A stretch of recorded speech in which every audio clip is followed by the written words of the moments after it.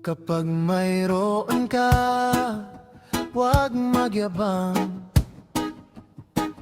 Ang yaman o tagumpay, huwag isigaw sa lahat.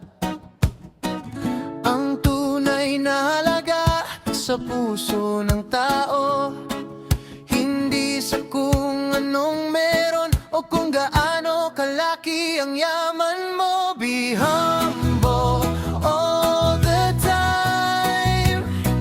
Huwag mo iyabang kung ano meron ka.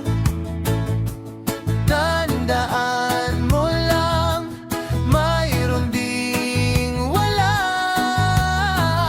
Ang buhay may maikot, darating ang panahon, ang pagpapakumbaba siyang magdadala sa'yo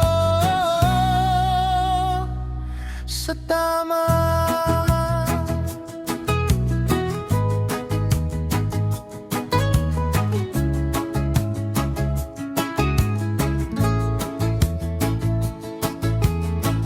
Kahit matagumpay, kahit marami ang gusto, huwag magbago, manatiling mabuti sa puso. Ang yabang ay masama, nagdudulot ng gulo.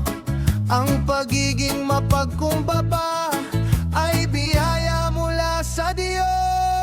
Be humble all the time.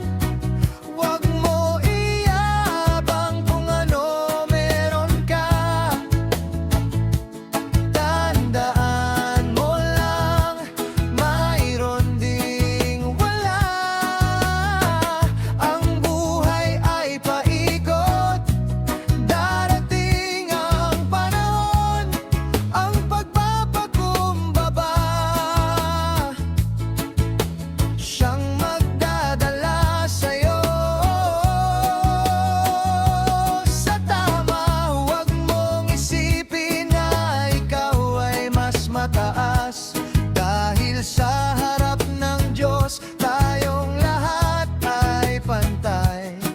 Ang mabuting ugali ay mas mahalaga pa kaysa sa lahat ng bagay na taglay mo ngayon pa.